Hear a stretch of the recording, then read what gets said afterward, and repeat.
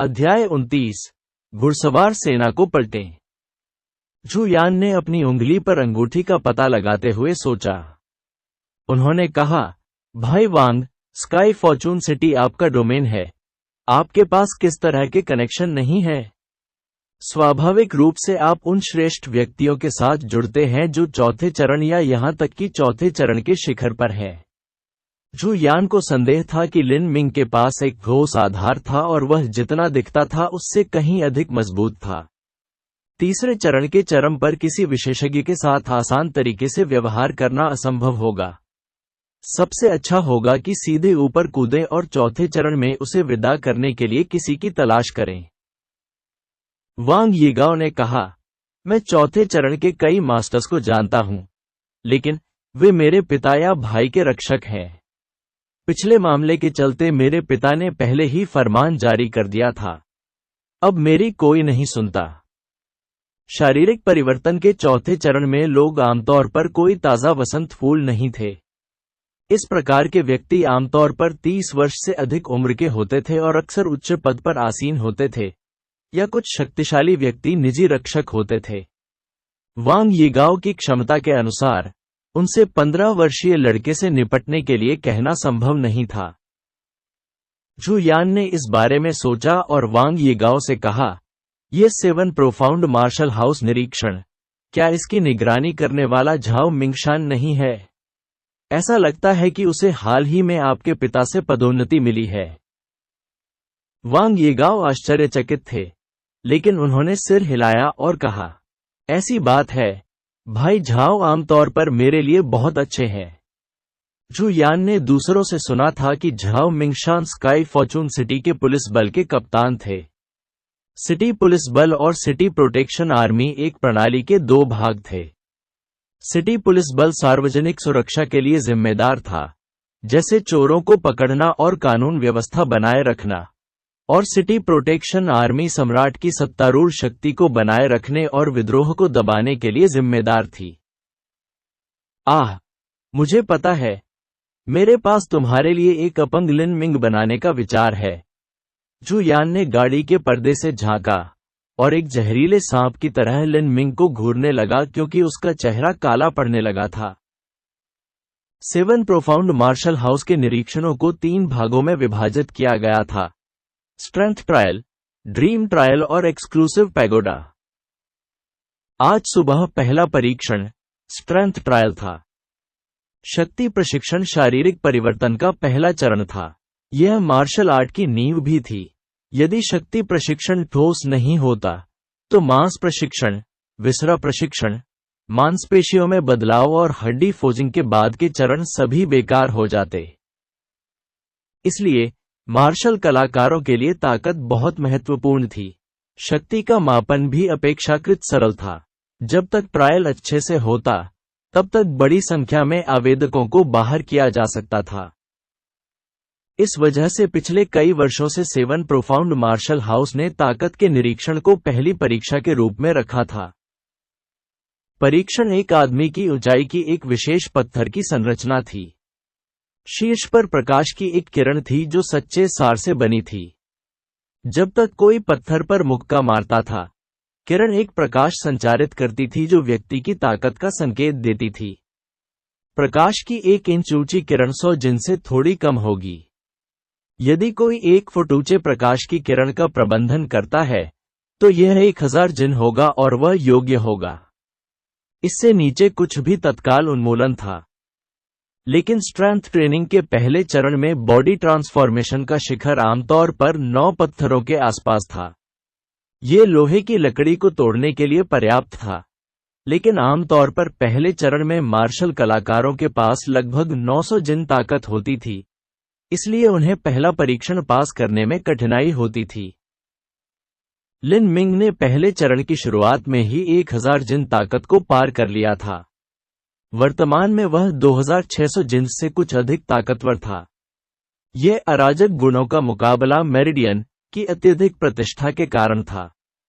स्वाभाविक रूप से इस परीक्षण में ताकत उसकी ताकत थी और वह पहले स्थान के लिए लड़ने में सक्षम था। चौराहे पर अभी मुकदमा शुरू नहीं हुआ था। लिन मिंग सड़क से दूर एक पत्थर के मंच पर ध्यान कर रहे थे और अपनी सांसों को नियंत्रित कर रहे थे। अचानक एक तेज आवाज आई और एक तेज आवाज चिल्लाई, रास्ते से हट जाओ, रास्ते से बाहर। लिन मिंग ने अपनी आंखें खोली और एक 20 वर्षीय व्यक्ति को घोड़े पर सवार होकर सड़क पर उतरते हुए देखकर आश्चर्यचकित रह गए। उसने मोटा चमकदार कवच पहना था और उसका हाथ एक बच्चे की बांह जितना मोटा 2 मीटर लंबा भाला था। उन्होंने एक हाथ से भाला लहराकर और दूसरे हाथ से घोड़े का चाबुक चलाकर भीड़ को तितर बितर किया। दादा!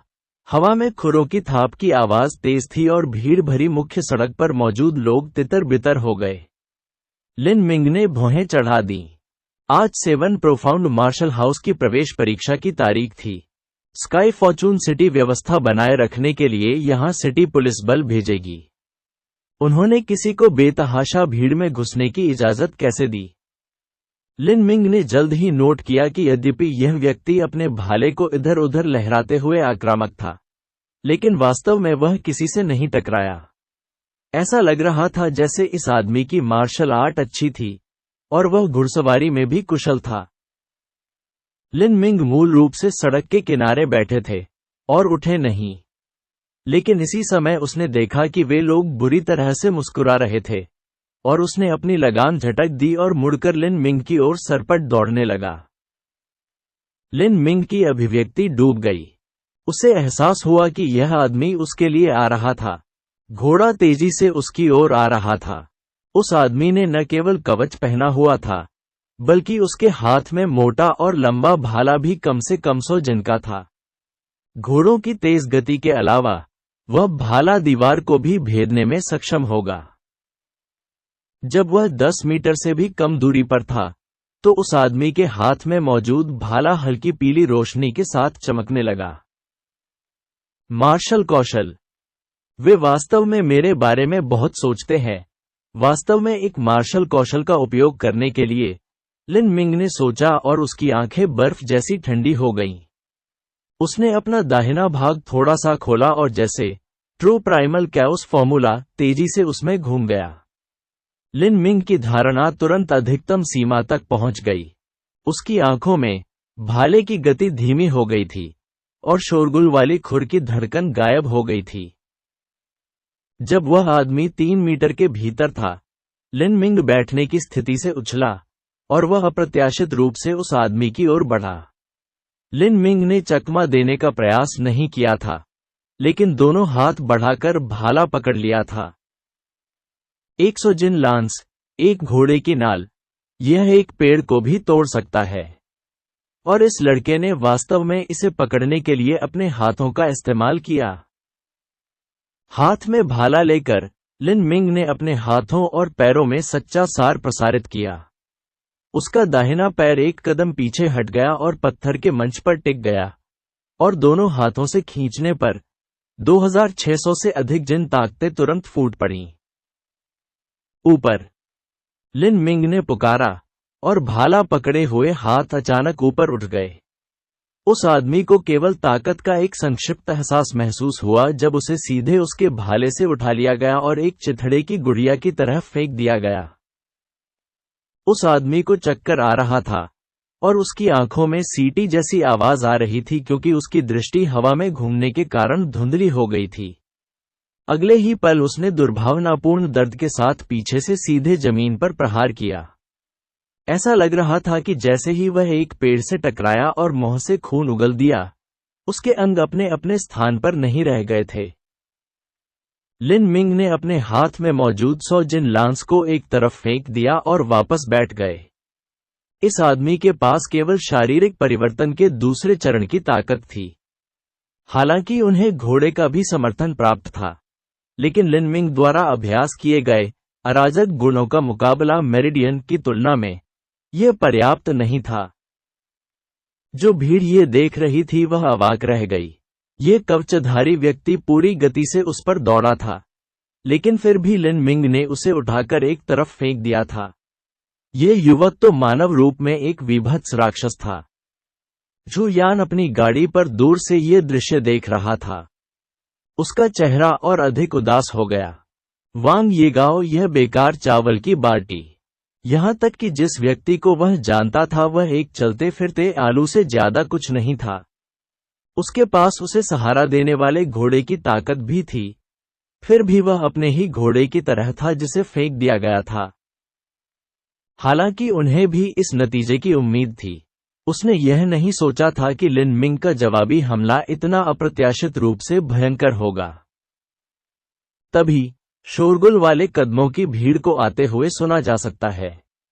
यह क्या हो रहा है? कोई सार्वजनिक रूप से दूसरों पर हमला करने की हिम्मत कर रहा है। जैसे ही लिन मिंग ने ऊपर देखा, यह वास्तव में वांग येगाओ था जो घटनास्थल पर भीड़ लेकर आया था। उसने मन ही मन व्यंग्य किया। जाहिर है इस शख्स ने इसके लिए अच्छी योजना बनाई थी। वांग येगाओ ने उस आदमी की ओर देखा जिसे लिन मिंग ने दूर फेंक दिया था और उसे लगा कि उसका दिल उछल रहा है। ये ताकत सचमुच भयावह थी, लेकिन उनका मन शांत हो गया जब उन्हें उन लोगों की भीड़ याद आई जो वे अपने समर्थन में लाए थे। वांग येगाओ को साहस मिला।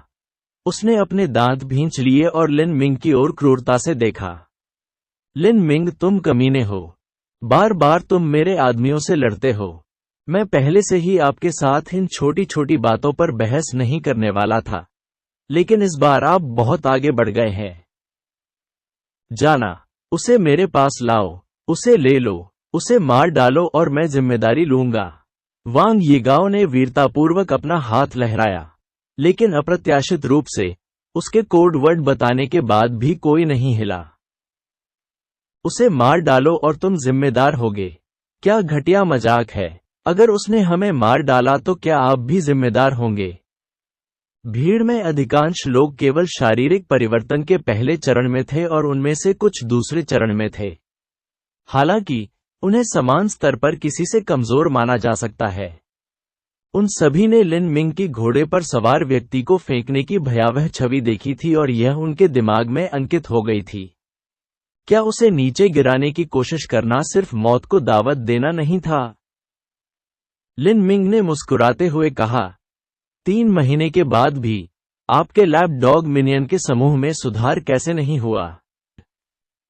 अध्याय 30, जनरल के बेटे की पिटाई।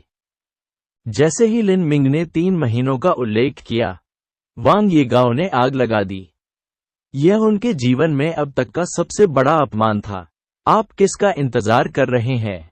जाना, क्या आप चाहते हैं कि मैं आपसे बाद में निपटूं? वांग येगाओ का अनुसरण करने वाले मंत्रियों के इस समूह में ऐसे लोग भी थे जो पुरुषों को धमकाते थे और महिलाओं को परेशान करते थे। वांग येगाओ ही वह व्यक्ति थे जिन्होंने उनकी ऊंची छतरी के रूप में काम किया था।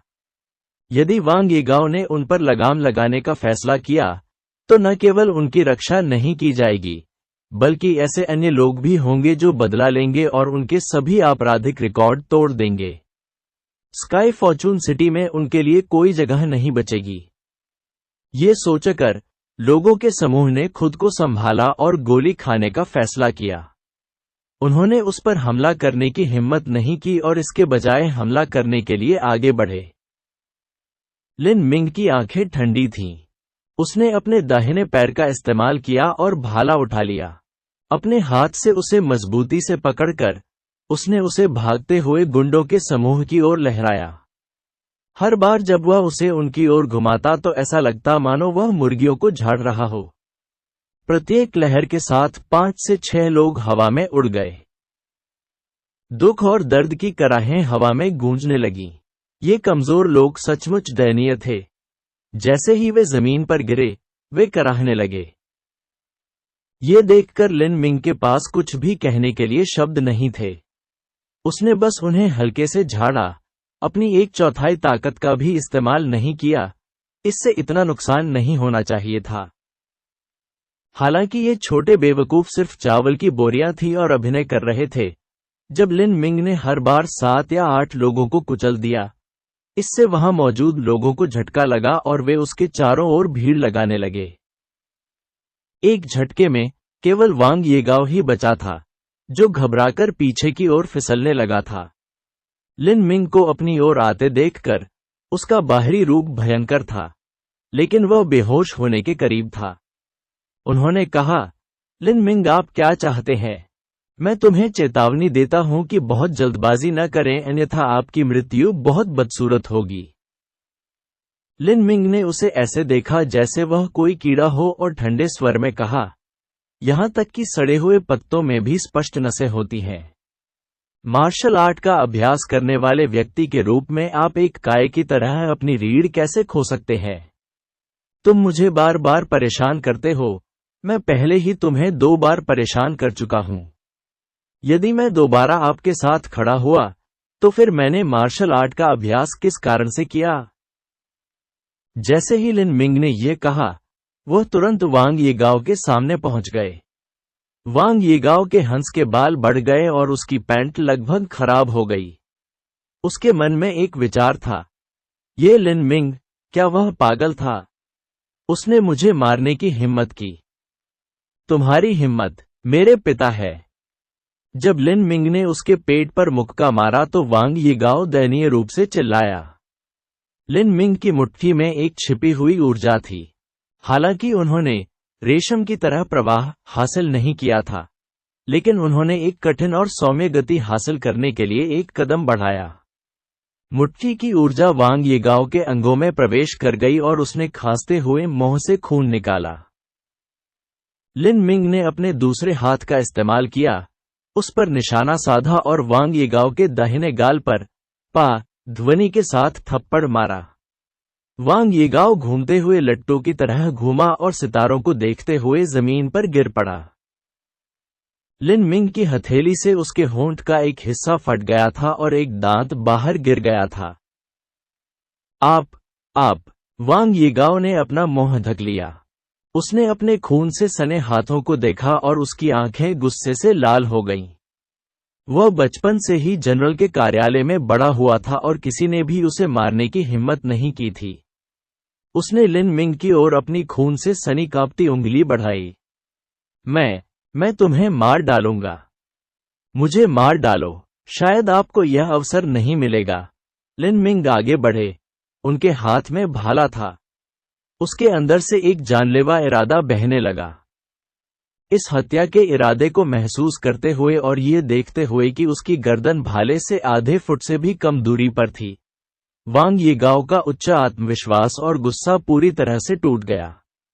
वह फर्श पर गिर पड़ा और चिल्लाते हुए, हत्या, चिल्लाते हुए जितनी तेजी से संभव हो सके रेंगने लगा। लिन मिंग को पता था कि दिन के उजाले में वह जनरल के बेटे को नहीं मार सकता। हालांकि वह मुक्का छुपी हुई ऊर्जा से भरा हुआ था। यह एक बहुत ही धीमा गैर घातक हमला था और इसने वांग यीगाओ को केवल दर्द का एहसास कराया। जहां तक उसके फटे होंठ की बात है, हालांकि इसमें दर्द तो होगा, लेकिन इसे कुछ दवाओं से ठीक किया जा सकता है। लेकिन मुख्य सड़क पर और भी खुरों की थाप गूंजने लगी। लिन मिंग ने देखा और पाया कि एक 30 वर्षीय व्यक्ति आया था। उसकी मूंछें थी और वह एक कप्तान के कपड़े पहनता था। उसकी कमर पर तलवार लटकी हुई थी। वह यहां तेजी से चला और उसके पीछे कई अतिरिक्त अधिकारी थे। इन अधिकारियों को देखकर ऐसा लगा मानो वांग यीगाओ ने रोशनी देख ली हो।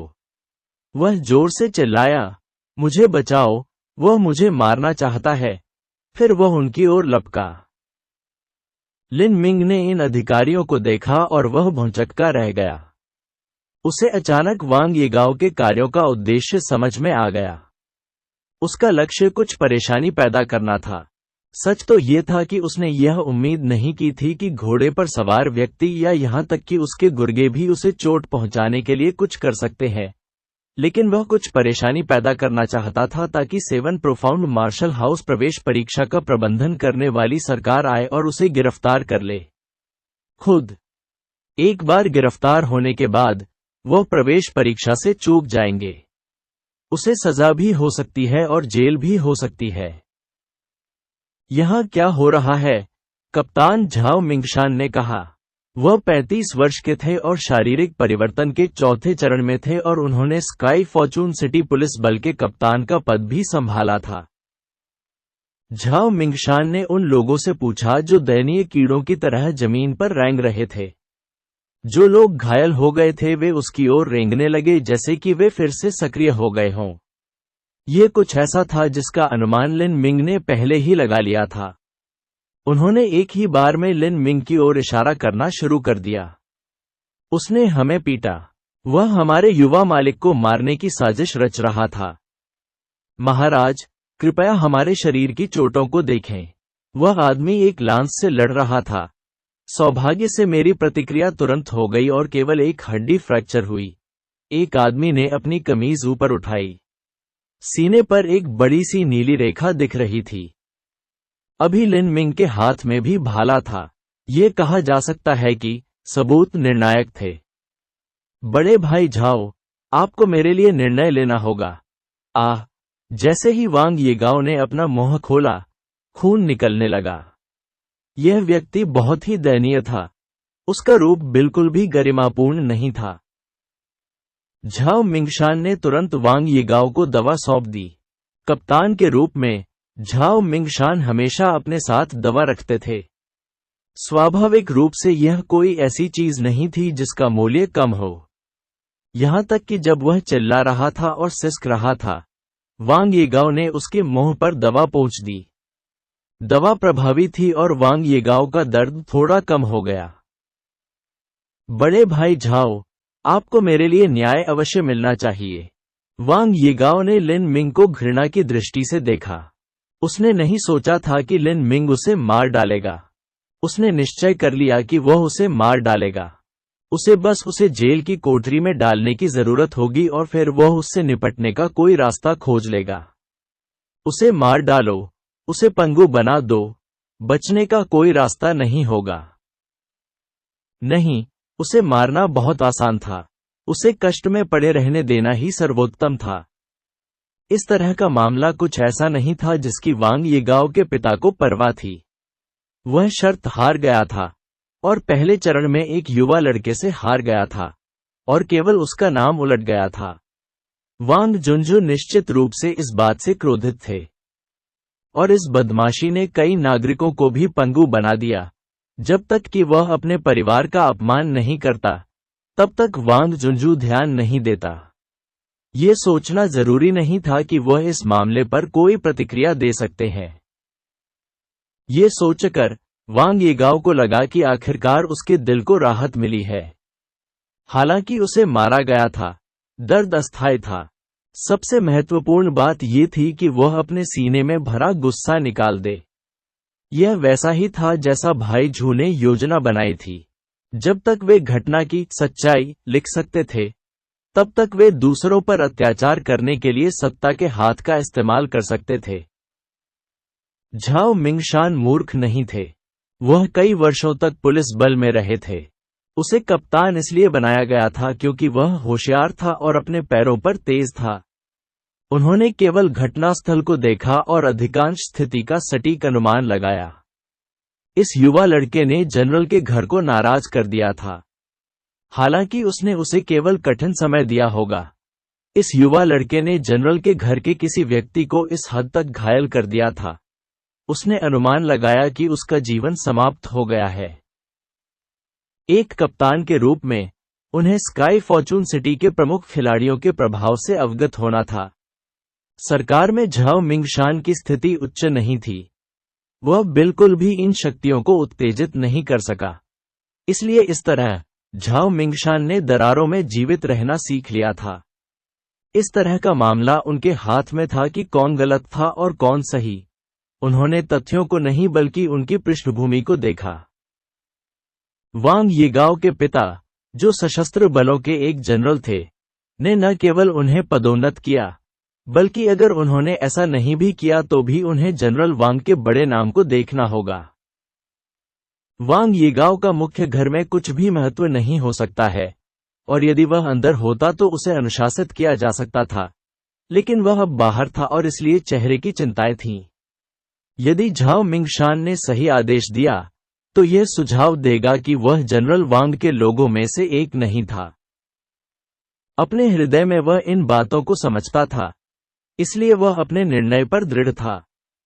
उसने अपना हाथ हिलाया और एक अधिकारी बाहर चला गया और फर्श पर लोगों की चोटों का निरीक्षण करने लगा। फिर उन्होंने लिन मिंग के लांस का निरीक्षण किया, उनकी तुलना घावों से की और कहा, हाँ, ये घाव लांस के हैं। झाओ मिंगशान ने सिर हिलाया और लिन मिंग से कहा, नाम। लिन मिंग ने पहले ही अनुमान लगा लिया था कि झाओ मिंगशाओ ने क्या करने की तैयारी की है। उसने निडरता से झाओ मिंगशान की ओर देखा और स्पष्ट रूप से उत्तर दिया, लिन मिंग। लिन मिंग की आंखों में देखते हुए झाओ मिंगशान को तिरस्कार की एक हल्की सी भावना महसूस हुई जिसने उसे असहज कर दिया। उनकी तबीयत भी ठीक नहीं थी और उन्होंने कहा, सबूत निर्णायक है, आपको अपने बारे में क्या कहना है? सबूत निर्णायक है, लिन मिंग ने व्यंग्यपूर्वक कहा, क्या आपने आसपास खड़े लोगों से पूछने की कोशिश की है? आप केवल वांग येगाओ की पार्टी के बयान सुनते हैं। झाओ मिंगशान ने भौहें चढ़ा दी और सोचा कि इस व्यक्ति का दिमाग स्पष्ट नहीं है। सामने आते ही उसने अनुमान लगा लिया था कि इस रास्ते पर घटनाएं घटेंगी, लेकिन अब ऐसा लग रहा था मानो इस लड़के की मौत उसके सिर पर मंडरा रही हो और वह अभी भी मजाक कर रहा हो। ये लड़का, उसे वांग येगाओ को क्यों मारना पड़ा? क्या वह नहीं जानता था कि उसके पिता स्काई फॉर्चून सिटी के सशस्त्र गार्ड बलों के नेता थे? हालांकि जनरल वांग अपने बेटे की मूर्खता बर्दाश्त नहीं करते थे और उसे बार बार सजा भी देते थे, लेकिन इसका मतलब यह नहीं था कि वह दूसरों को अपने बेटे को मारने की अनुमति देंगे, क्योंकि यह उसके चेहरे पर थप्पड़ मारने के बराबर था। ये लड़का लिन मिंग भी पृष्ठभूमि वाला कोई नहीं हो सकता। उसके कपड़ों को देखकर ही इसकी पुष्टि हो गई। यह कोई व्यक्तिगत मामला रहा होगा। झाओ मिंगशान ने आह भरते हुए कहा, मैं निश्चित रूप से दर्शकों से सवाल करूंगा, लेकिन पहले मैं आपसे मौखिक स्वीकारोक्ति दर्ज करने के लिए मेरे साथ कार्यालय लौटने के लिए कहता हूं। मैं बयान दर्ज करने के लिए यहां किसी को ठहराऊंगा। परीक्षा खत्म होने तक तुम्हें वहीं रखा जाएगा। जब तक लोग मूर्ख नहीं होंगे, वे सरकार से नहीं लड़ेंगे और अपनी बारी से बाहर नहीं बोलेंगे।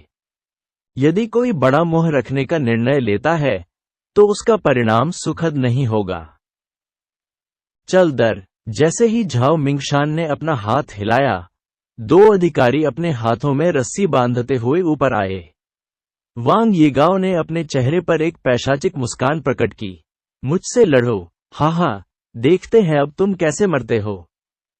जैसे ही लिन मिंग ने दोनों अधिकारियों को हाथ में रस्सी लेकर आते देखा, लिन मिंग ने अपनी आस्तीनें हिलाईं और ठंडे स्वर में कहा, आप मुझे बांधना चाहते हैं, लेकिन एक बार ऐसा करने के बाद आपके लिए अच्छा परिणाम नहीं होगा।